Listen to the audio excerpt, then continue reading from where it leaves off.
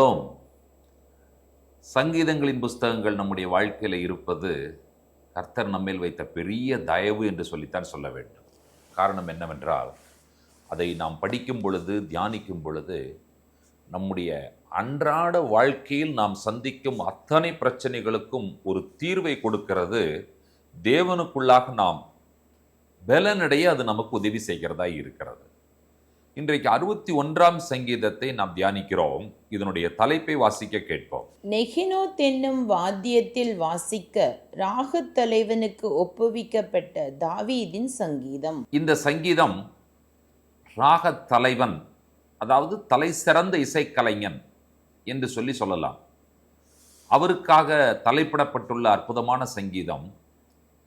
நெகினோத் என்னும் ஒரு அற்புதமான வாத்தியத்தில் இந்த சங்கீதத்தை பாட வேண்டும், வாசித்து பாட வேண்டும் என்று சொல்லி தாவீது சொல்லியிருக்கிறார்.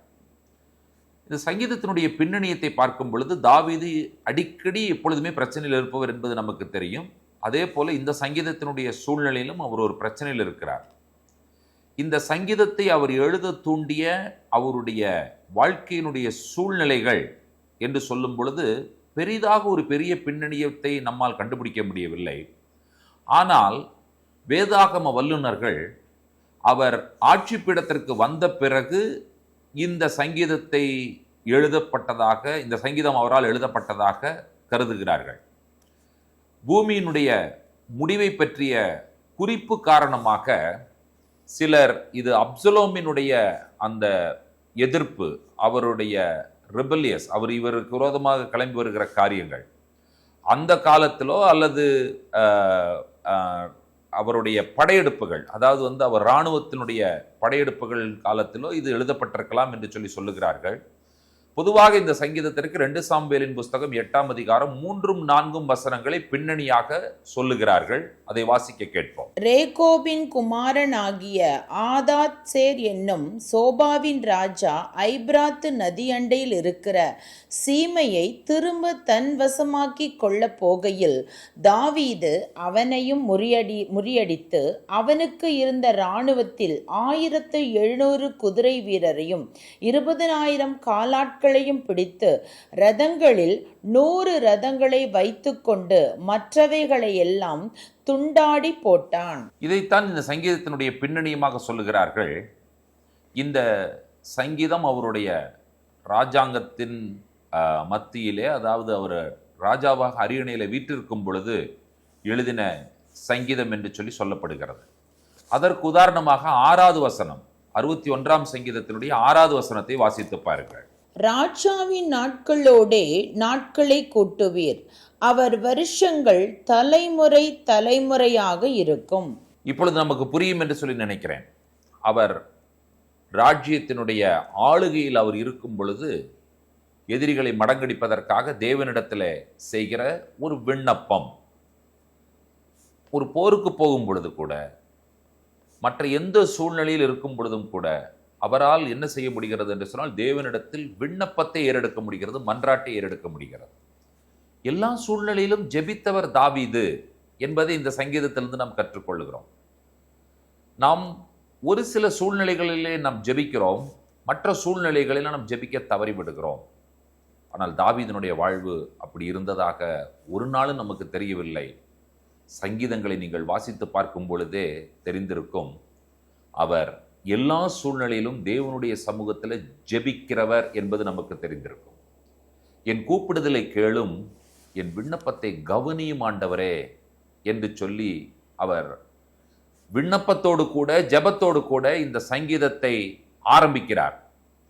உம்முடைய கூடாரத்தில் நான் சதா காலமும் தங்கியிருப்பேன். எனக்கு மறைவு என்பது உம்முடைய செட்டைகளின் மறைவுதான். உம்முடைய செட்டைகள் தான் எனக்கு மறைவு என்று சொல்லி இவர் சொல்லுகிறார்.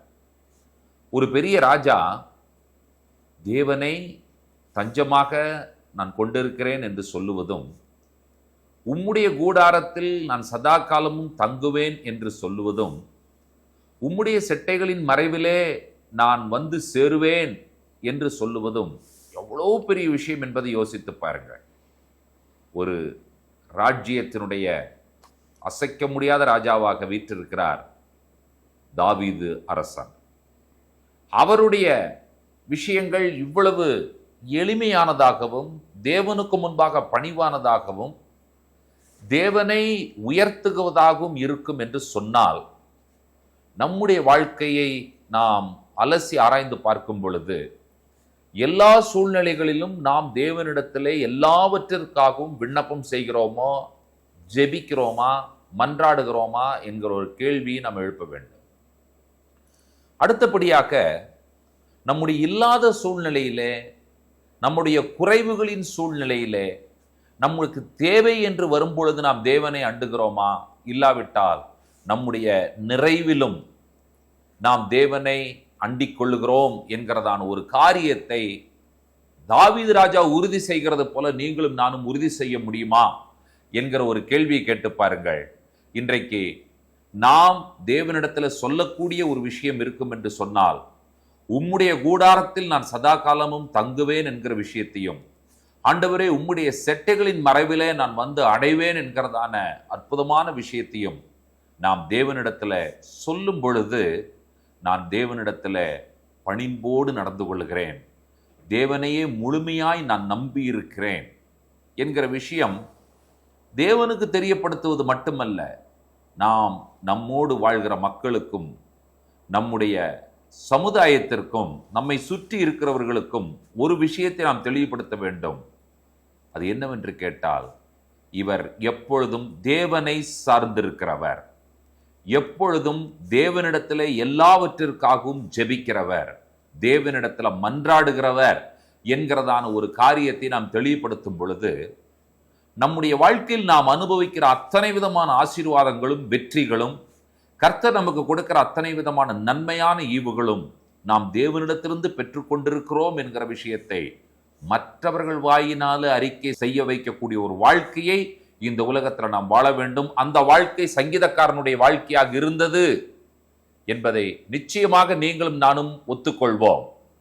பிரியமான தேவனுடைய பிள்ளைகளே, தேவனை அண்டி இருக்கிறவர் எப்பொழுதும் நிலைத்திருப்பார், தயையும் உண்மையும் அவரை காக்க கட்டளையிடும் என்று சொல்லுகிற அந்த வார்த்தைகளோடு கூட இந்த சங்கீதத்தை நாங்கள் நிறைவு செய்கிறோம்.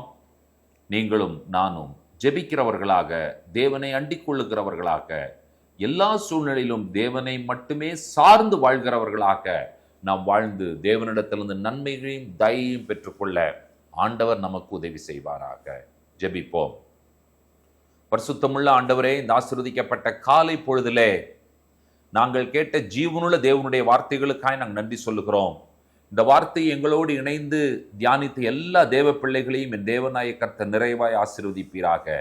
நாங்கள் எப்பொழுதும் எல்லாவற்றிற்காகவும் ஜெபிக்கிறவர்களாக, எல்லா சூழ்நிலையிலும் நாங்கள் உண்மை சார்ந்திருக்கிறவர்களாக நாங்கள் வாழ, அதை கர்த்தாவே இந்த சமுதாயத்திற்கு சொல்லி தெரியப்படுத்தி அதை காண்பித்து, நான் பெருக அத்தனை நன்மைகளும் ஆசீர்வாதங்களும் எனக்கு தேவன் கொடுத்தவைகள் என்பதை ஆண்டவரே நாங்கள் சொல்லுவதோடு மட்டுமல்ல, கர்த்தாவே எங்களை சுற்றி இருக்கிற மக்களும் சொல்லும்படியான ஒரு வாழ்க்கை வாழ கர்த்தர்களுக்கு உதவி செய்ய வேண்டும் என்று சொல்லி நாங்கள் ஒப்புக் கொடுத்து ஜெபிக்கிறோம். தேவனை அண்டிக் கொள்ளுகிறது எங்களுக்கு நாங்கள் செய்த ஒரு பெரும் புண்ணியம், பாக்கியம், அது ஆசீர்வாதம். அதற்காக நாங்கள் நன்றி சொல்லுகிறோம். ஜெபத்தில் இணைந்திருக்கிற எல்லா தேவ பிள்ளைகளோடும் நீர் கூடர்ந்து வழிநடத்துவீராக. எல்லா சூழ்நிலையிலும் நாங்கள் ஒவ்வொருவரும் உண்மை சார்ந்திருக்க கர்த்தர்களுக்கு உதவி செய்ய வேண்டும் என்று சொல்லி ஜெபிக்கிறோம். துதியும் கனமும் மகிமும் உமக்கே ஏறெடுக்கிறோம். இயேசு கிறிஸ்துவின் வல்லமுள்ள நாமத்தில் வேண்டிக் கொள்கிறோம் பிதாவே, ஆமேன். நம்முடைய கர்த்தராகிய இயேசு கிறிஸ்துவின் கிருபையும் பிதாவாகிய தேவனுடைய அன்பும் பரிசுத்த தேவாவியானவருடைய அந்யோன்ய ஐக்கியமும் சிநேகமும் நம்மனோடும் கூட கர்த்தருடைய வருகை பரியந்தம் நீடித்து நிலைத்திருப்பதாக. ஆமேன், ஆமேன். கர்த்தர் தாமே நம்ம ஒருவரையும் நிறைவாய் ஆசீர்வதிப்பாராக. ஷலோம்.